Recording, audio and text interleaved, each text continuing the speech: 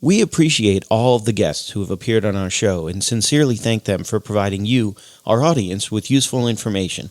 However, the advice our guests provide is theirs, and we encourage you to seek out a professional if you have specific questions about any topic we cover on the Crushing Debt Podcast. On this week's episode of the Crushing Debt Podcast, Mindful Investments. Welcome to the Crushing Debt Podcast with your host, Florida attorney Sean Yesner, where our goal is to help you get rid of the financial bullies in your life. So welcome back to this week's episode of the Crushing Debt Podcast. My name is Sean Yesner, owner and founder of Yesner Law, and I have a guest for you this week. But before I get to my guest, I do want to remind you about our sponsor. So those of you that are longtime listeners, or even if this is your first listen to the Crushing Debt Podcast, our sponsor is Sam Cohen. He owns Attorneys First Insurance. What Sam and his company do is they write errors and omissions insurance, which is also called malpractice insurance, for attorneys and title companies. Now they can write for attorneys and title companies all over the country. I know that Sam's business is located here in Florida. He's got a particular focus also right now on Texas. So a great way to support the show would be to support Sam. And a great way to support Sam is if you know of an attorney or title company that is either forming a new title company, forming their own law firm, something like that, or if you know someone whose malpractice coverage is up for renewal, professional liability insurance is up for renewal, send them over to Sam at attorneysfirst.com or his website, which is also attorneysfirst.com, and see if Sam can at least competitively quote it. And if he can't, he's not a hard salesman. He's not going to bug him. So, but like I said, I do have a guest on this week's show, and so I want to get to his introduction really quick. He is the author of the best-selling book, Mindful Money. He passionately educates businesses, individuals, and parents to manage the anxiety of the unknown and focus on financial factors that they can control. One thing that I saw in his bio is you do not have to choose between a tremendous financial outcome and living a happy, meaningful life. So welcome my guest this week, Jonathan DeYoe. Welcome, Jonathan. Thanks, Sean, for having me. First of all, I do want to let people know you are an accredited investment fiduciary and a certified private wealth advisor. So you've got some letters after your name, AIF and CPWA. You are a financial advisor for in layman's terms, right? So we can get into a bit of a story just by breaking that out. I've been a financial advisor for 25 years. I am still a financial advisor. In December of 21, I merged my firm that I've run for over 20 years with a larger firm to focus, and I'm still going to be working with my current clients, but I'm focused a lot more on financial education, financial literacy, and just, I've helped a lot of people that have a lot of money. I want to start helping more people get out of debt and find money and sort of improve their own circumstances. Which is a lot of what we're going to be talking about today, especially from the perspective of mindfulness, which I've done a little bit of talking about on the show here as well. If you're listening and you're interested, I want to keep the focus on Jonathan and all the great content that he has to share. But there are also back episodes of the Crushing Debt Podcast that you can search for. I won't necessarily plug them here in Jonathan's time, but there's previous episodes you can go look at that I also talk a little bit about your relationship with money and mindfulness and that kind of stuff. But that's a lot of what I wanted to get into with Jonathan. I do want to talk a little bit, give some links here real quick. So his website is mindful.money, just like it sounds, mindful.money. There's a lot of information there. I was checking out the website earlier, as well as a way to directly contact Jonathan and his team. You can find him on LinkedIn at Jonathan DeYoe, which is his last name, DeYoe. On Facebook and Instagram, you can find him at Mindful Money Plan. Or if you want to connect with him on Twitter, it's Mindful Money _ED, which I assume is Mindful Money _education, but it's Mindful Money _ED. So I guess one of the first things when I was looking at, what we could talk about, it was the first thing there, and it was the first thing that stood out to me. And it was actually a conversation I had yesterday with a client, the no shame zone. So, and I find myself in a lot of my consultations saying to my clients, don't beat yourselves up. So what do you mean by the no shame zone? The source of the book, or the reason I wrote the book, was I had a client who had a conversation with, this is 2009. So this is, the worst moment in my career in terms of what the economy is going through. And this is the bottom of the Great Recession. And there's just a lot of stuff that happened during the Great Recession that people lost things. And sometimes people, did things that were not good for them. But sometimes it's not their fault. Sometimes, and there's honestly, even if it is your fault, beating yourself up doesn't help. So this idea of starting with not feeling shameful for something. I tell this story a lot. I was raised with very little financial resources. Between the ages of like 3 and 15, my family didn't really have an income. So we had family support. We had under the table stuff, but very low reported income. And coming out of that, I wanted a lot, and I felt less than, and I felt small, and I understood financial shame. And I've been in debt, and I have paid debt off, and I get that. I get that struggle, but no amount of feeling bad about it or feeling shamed by it will help you get out of it. So the main thing is it's a practical thing. How do I get out of this? First step is stop beating yourself up. We all have struggling circumstances from time to time. It can be caused by lots of different things. Something you do is a mistake, something that the economy does to you, something that, you own a great house in a great place, but a tornado wipes it out. Not your fault, right? Doesn't mean you just don't owe the bank money, right? Hopefully you have insurance to cover something like that. But you can really easily get into the spiral of just beating yourself up and beating yourself up and beating yourself up. And that's just not going to help. It'll never help. Yeah. No, I totally get it. And like I said, I have this conversation probably with clients at least once a day, if not more than that. And a lot of times when we start talking about debt and income and expenses, and I have to mention bankruptcy, which I was also pleasantly surprised. I think you're the first non-attorney guest on the show that has actually said, consider bankruptcy if it's appropriate.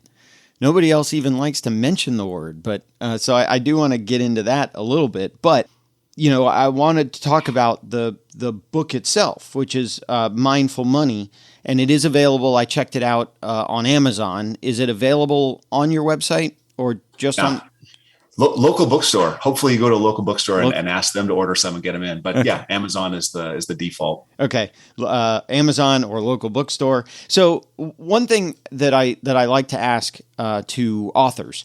So in the process of writing the book, in the process of getting it published and writing it and researching it and doing all that stuff, what's one thing you learned about yourself in the process of creating and publishing that book? Wow.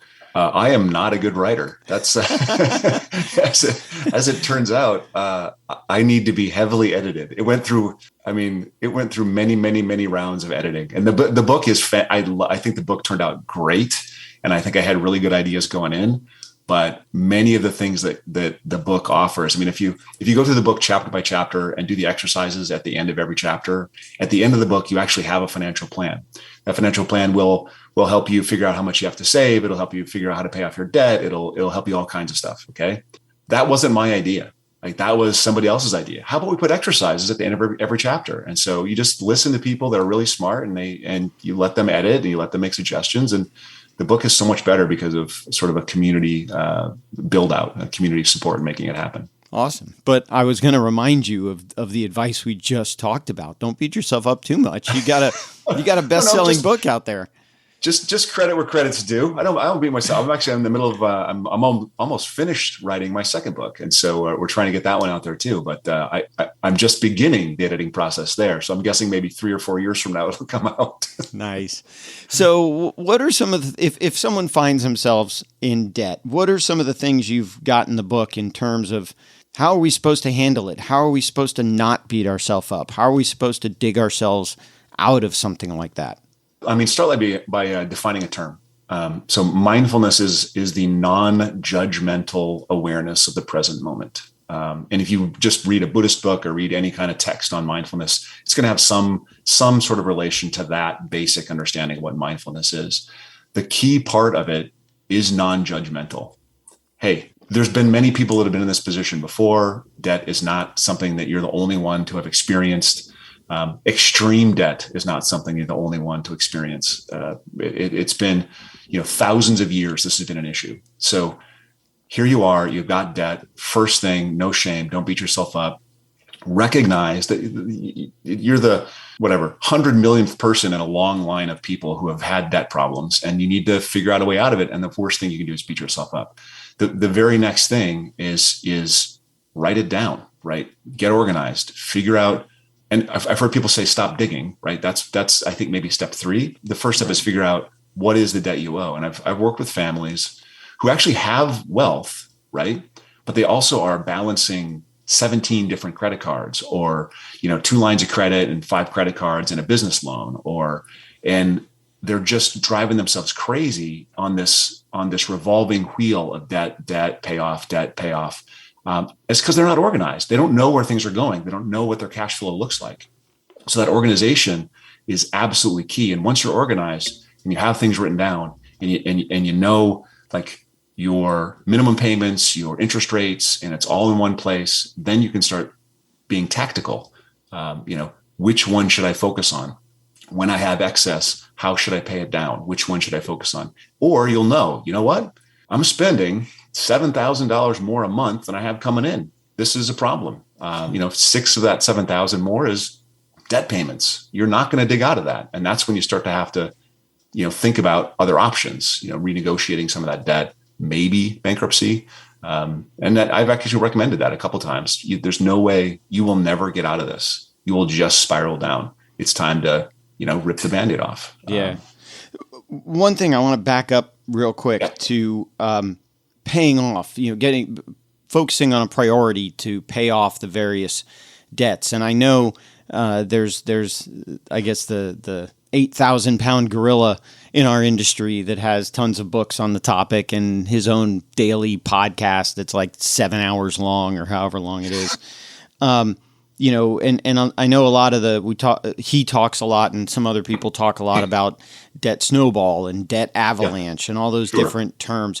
What do you think is the best way, once you've got all your debts listed, what do you think is the best way to go about getting them paid off, getting them paid down?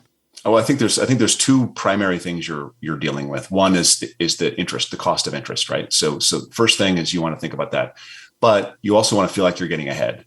You want to feel like you're making headway. So if I end up with debt, the thing I'm going to focus on is which is the highest rate of debt, which is the highest rate of interest that I'm paying. And I'm going to focus on paying that one down first. And that's I don't remember if that's snowball or avalanche. It's one or the other. Yeah, I don't remember.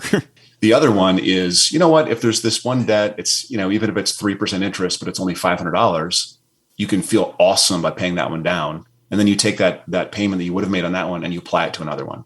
So there's an emotional positive, I'm getting somewhere, I can really do this, I'm going to be successful, I'm going to make it, that comes from paying something off. And so there's a balancing act there. And I think it's really, you got to know your own psychology. You got to pick your own path. But if you want to follow the avalanche, that's great. If you want to follow the snowball, that's great. Whatever path you want to pick works. I think the key is getting organized, getting them all written down, and then knowing that it's not that you just have to make all the payments. You can call some of these companies, and I have friends that have done this. Like, negotiate their way out of some debt. You can reduce your expenses. You can call some of these people. Oh, you're charging 17% interest rate. That's kind of crazy. How about we reduce that to 9%, for a year? And companies will do it. And if you ask the question and negotiate and make your stance, they know that the potential is that you'll declare bankruptcy and they won't see a penny. So there is an incentive for them to deal with you. Yeah, I've noticed a trend recently. I don't know if I'm the only one, if it's particular to my practice. I've noticed a trend recently where creditors, for whatever reason that I can't explain, are getting less willing to negotiate, less willing to take lump sum payments, less willing to take monthly payments, less willing to reduce interest rates. Now, again, it's something that I sort of notice in my practice. I don't know if that's an industry trend. I don't know if that's a Florida issue. I don't know if that's limited to the Tampa Bay issue here where we live.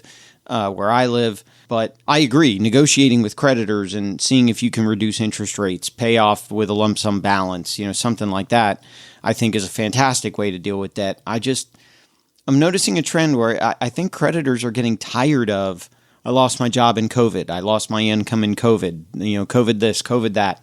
I think creditors are getting tired of that. Yeah. And probably my wife and I are having a conversation not unrelated to this last night about, she was on a nonprofit board, and the nonprofit board is doing some of this other stuff with the finances of the board. And it was like, it's getting harder and harder and harder to get people engaged. It's getting harder to negotiate debt. It's getting harder and harder and harder to talk about finance. It's harder to get volunteers. I think there's going to be, in the next 3 to 5 years, we're going to figure out a lot of backlash from the pandemic and the finances of it, and just the attention deficit from it, and just the difficulty of the whole thing is going to change a lot of things. Still, I think you have to try that negotiation, and maybe they won't listen. And then you have the ability, and it's hard to do, and it takes a swallowing of pride and all those kinds of things, but you have the ability to write much of it off with the nuclear option. Yeah.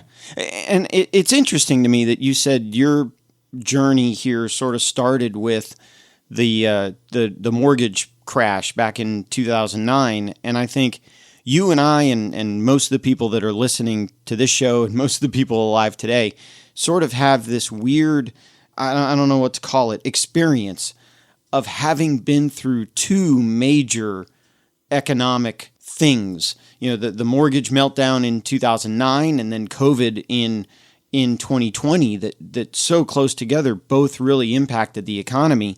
How do you think that plays into mindset and mindfulness and all these other topics that we're going over? It's huge. I mean, the generations of people that are beginning in a time where it's, pretty much all the media talks about is there's inequality, it's too much debt, and millennials can't launch, and there's an enormous amount of attention paid to that. And I think that gives people, and this is unfortunate. This is an unfortunate byproduct of it. I think the reality is the opportunities still exist, and opportunities are enormous. And it's really easy to not see them because of the noise that's out there. Are there real concerns and challenges? Of course. Like every 3 to 5 years, maybe 7 years, you should expect some kind of economic calamity. That's just normal. That's how the market, that's how economies work. You can't just have straight line growth forever. What happens is growth happens. We overinvest in something. We're too excited by it. It drives up prices. More money chases it than it should. And then some bubble is blown up, and then a bubble pops, and then money goes someplace else. And this is how things work, whether it's .com or, the oil bubble, or whether it's the real estate bubble, or whether it's, stuff happens. And so I think the challenge is, how do you stay personally, individually motivated when all that stuff out there is being discussed as an impossibility? Yeah. Your success is not possible. How do you become successful when it's not possible, and that everyone tells you it's not possible? It's very hard. Well, and I think the first thing is, don't watch the news. I mean, I remember joking back in 2009, 10, 11, 12, I would open up the newspaper and I'd do a happy dance. I mean, as a foreclosure defense attorney from 2009 to 2013, the sky is falling, and that was driving clients to my front door every single day. And I was, at that point, I agreed that the media tends to overblow things. The media, their job is also to, their job is to report the news, but their job is to sell newspapers. And, happy, touchy-feely stuff doesn't necessarily do that. So a lot of times I just tell people, stop watching the media. Cut that negativity out of your life. Just stop. I mean, I fundamentally agree with that. And then at the same time, I think you want to be informed. So you find a few sources that are less spectacular, fantastical, catastrophic sources that lay out, hey, these things are really happening. And then, maybe these are some things you can do about it. But then you just don't get bogged down in it. Like every day you still got to get up, put your pants on, go to work, Right. And whether or not you have a program that can support you that's government led, which I'm not opposed to, I'm not saying yay, I'm not opposed.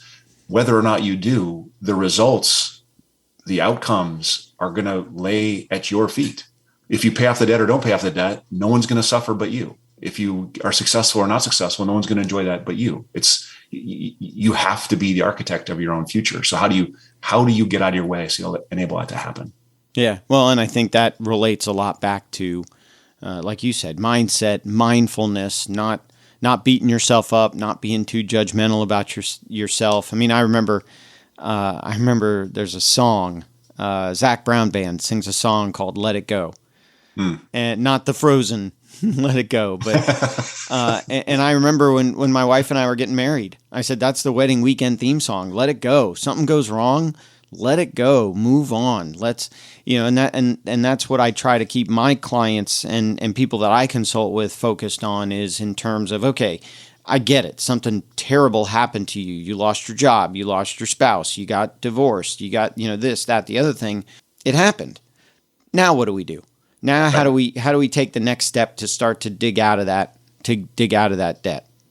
Yep. Next. What's the next step? Right. What's the next step? So I'm very interested because, like I said, I think you're the first guest I've ever had on the show that is not an attorney that said you can consider bankruptcy if and when it's appropriate. So I know what my answer is, but I'm curious, what are some things that you might think would point to bankruptcy being an appropriate solution? Well, there's been two instances in my life where I've like looked at the math on somebody's finances and said, you know what, I think your best option is bankruptcy. And one instance was somebody that had enormous credit card debt, and they were basically living on their credit cards. And this is probably 15 years ago. So in the 15 years, the rules have changed about how and what's available for them in the circumstance. But at the time, you could actually declare bankruptcy and you could basically wipe all that stuff away. And there was no way they were going to have an income that would ever enable them to pay that debt off, much less live on their own with that debt hanging around their neck. So I was like, I realize it's, you have pride. I realize that you don't want to do this and you've been fighting against this for a long time, but you're digging a deeper hole. Your debt payments are more than your income. You don't really have another choice here. So that's the first and the most obvious to me. The second instance was a business scenario where somebody purchased a business. Business did really well for a little while, and then it didn't do well for a while. And as it didn't do well, they had to keep investing in capital. They had to keep putting money into the equipment. They had to keep paying their people. And so they just went down and down and down and down. And it wasn't credit card, it was business. And so I said, hey, the business has to declare bankruptcy because there is no other way. For same story. You're never going to dig out of this, based on any realistic idea about how you're going to grow the revenue of this company. And so you need to restructure this. You have to. Yeah. And that's what bankruptcy, it's a different kind of bankruptcy, but it's still bankruptcy. Yeah, exactly. It's for businesses, you're probably talking about a Chapter 11, which is a business restructuring. But I completely agree with you. People say to me all the time, and I've said on the show a lot of times, people say, how much debt do I need to have in order to be able to file bankruptcy? And my response is, well, it depends. Typical attorney answer. It depends on, somebody who has $40,000 in debt but makes $40,000 a year. That $40,000 is going to be overwhelming. Your 1 year's salary will pay it off, and that's if you have no taxes withheld, no health insurance withheld, and you save all your money for a year. Where somebody who makes $400,000 a year, $40,000 is going to be easy to pay off. So I think it just depends on the circumstances. If you can't afford to repay it back in a reasonable amount of time, then bankruptcy may be the answer. Yeah, if you can't, a good hint is banks aren't giving you any credit anymore. No one's going to refinance that. You're stuck with the 17% interest rates. If you're in that space, you're in trouble. Stop digging, right? Right. Well, but this isn't a show about bankruptcy. It's a show about mindful money. So one of the other things I wanted to talk to you about, one of the other things in your notes, what are financial illusions? So let's just talk about the structure of the book. There's 3 sections to the book. The first section of the book is basically talking about the things that we learn at the knees of our parents and grandparents about money. That's just not true. And that's really the illusions. And there's in the book, there's 8 illusions. One of the biggest one that's I think you see most often today is that speculation is the same as investing. And from GameStop earlier last year to a lot, I mean, not all of it, but a lot of the stuff you read about or see in the crypto world, to the spike in the excitement around the SPACs and NFTs, to now the decline in the excitement around the SPACs and the NFTs. So there's a lot of the stuff you see that's very speculative. It gets a lot of newsprint. It gets a lot of attention on podcasts. People talk about it a lot. That's not investing, right? And so the confusion is one of the illusions that we have, and we carry that with us. And the story gets told in every generation. And it's if you can diffuse that illusion and learn what investing is, you're better off long term. And so there's 8 of those in the first section of the book. The middle section of the book, we talk about what are the sources of human well-being? What are the sources of happiness? What are the things that we do or can control that actually give us that feeling of, oh, this is a life well lived. And again, there's 8 of those as well. And then the last section of the book is, okay, so here, you know what the illusions are, you know the stuff you can ignore, you know the source of happiness, you know the kinds of things you should build your life upon, relationships, your health, gratitude, positive attitude, these kinds of things.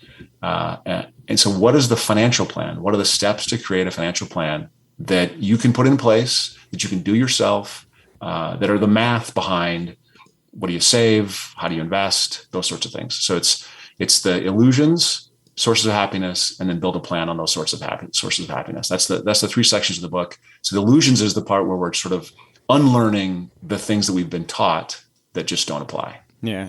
Although it's interesting because when I think about myself and the lessons I learned from my parents, which I'm trying to pass on to my kids, some of them, they're not, I don't think, and maybe I'm wrong, you can tell me, but some of them may not be illusions. For example, of course, I remember growing up, the way I'm wired now, when I was growing up, my dad, we weren't by any means rich, but my dad made a good living for the family. He was a partner at a CPA firm, and he made a decent amount of money. And it was one of those situations where whenever I needed something or wanted something, if I needed it, he would buy it for us. If I wanted it, I could get the grades and earn it. But at the end of the day, the money was there if I wanted it or needed it. And now today, when I look at what's going on in my life personally, it's one of those mindset things for me where if I ever get to the point where I need to make payroll in 2 weeks. And so for whatever reason that I can't explain other than mindset and those types of concepts, I need to make payroll in 2 weeks. Well, I settle 2 or 3 big cases and I get a couple of big fees in, and now I've got the money to make payroll. It just always seems to work that way for me. From now, again, I also acknowledge I've told a story about an ex-girlfriend of mine who is probably an ex-girlfriend, because one of the things she used to say is money is the root of all evil. And probably be no surprise that she had very little of it.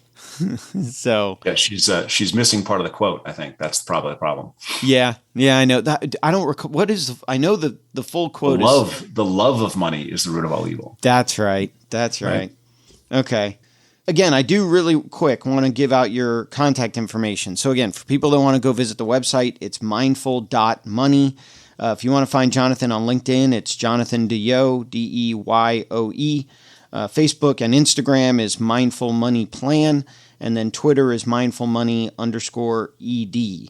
As we sort of get to the end here, anything that we didn't talk about, anything else that you want to bring up? Well, there's the one thing I wanted to talk about, and that's something for your listeners that may be struggling with some of these things. We have and this is something we can put in show notes for free. We have this values, purpose, and goals course that I invite people to take. And it's something I've done every year for a long time. And it helps me figure out what's important to me and how to build a life on those things that are important to me. What's my purpose? And then actually set some specific goals. And then how do you build goals that are 10 years out, 5 years out, 3 years out, down to what do I do this week to make these things happen? And I just offer that up for your listeners. Yeah, thank you. I appreciate that. And I will also encourage the listeners, go to Amazon.com, look up the book Mindful Money. You can find it, I think, from the title Mindful Money. And I know it's got a subtitle as well, right? It's Mindful Money, and then what's the subtitle?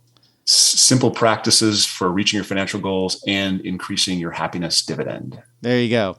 So you can go to Amazon, check out the book, Mindful Money. We'll put the link to the Values, Purpose, and Goals course in the show notes. Thank you for that, Jonathan. And I really appreciate you being a guest on this week's show. I'm happy to be here, Sean. This was a good time. So I think with that, I will put an end to this week's episode of the Crushing Debt Podcast. Thank you all for tuning in. Thank you all for listening. And I think Jonathan is a great guest. Like I say at the end of every episode, I think Jonathan definitely fits with this. I hope that you have more money at the end of the month rather than more month at the end of the money. And I think that will do it for this week's episode of the Crushing Debt Podcast, and we look forward to talking to you in next week's episode. If you have questions that you think would make a great topic for a future episode, please email Sean or connect with us on social media. Sean Yesner and Yesner Law, PL, are Florida licensed attorneys. The information contained in this week's episode is not a substitute for legal advice. Your situation may differ, especially if you are located somewhere other than the state of Florida. If you have questions, please contact our office or contact a local attorney. Thank you for listening to this week's episode of the Crushing Debt Podcast.